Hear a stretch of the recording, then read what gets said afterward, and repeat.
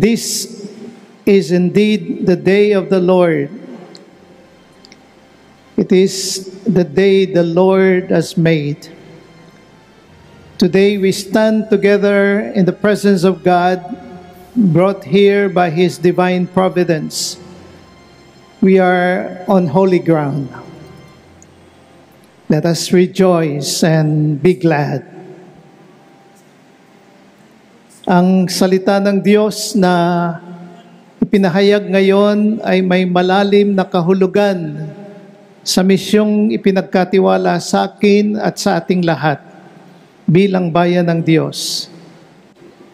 Sa aking pagtanggap sa tungkuling maging pastol ng lokal na simbahan ng Tarlac, batid ko at malalim kong naunawaan ang aking mga limitasyon.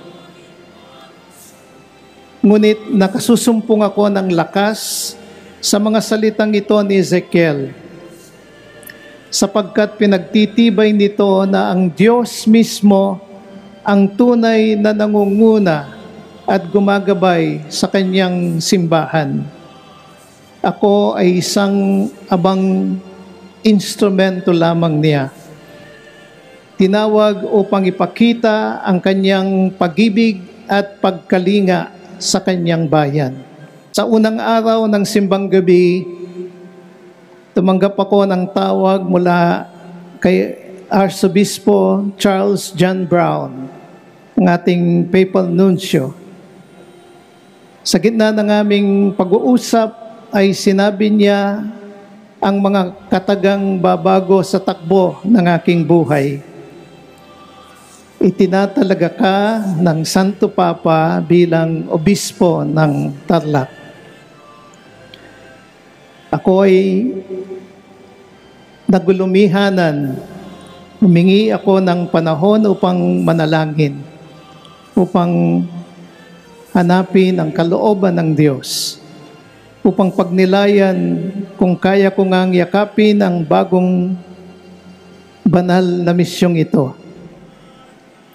Ngunit sa kaibuturan ng aking puso, alam kong kapag simbahan ang tumawag, ang Diyos mismo ang tumatawag. Kaya sa diwa ng pananalig sa Diyos na umaakay sa atin patungo sa kanyang plano, sinabi ko ang aking fiat, ang aking oo.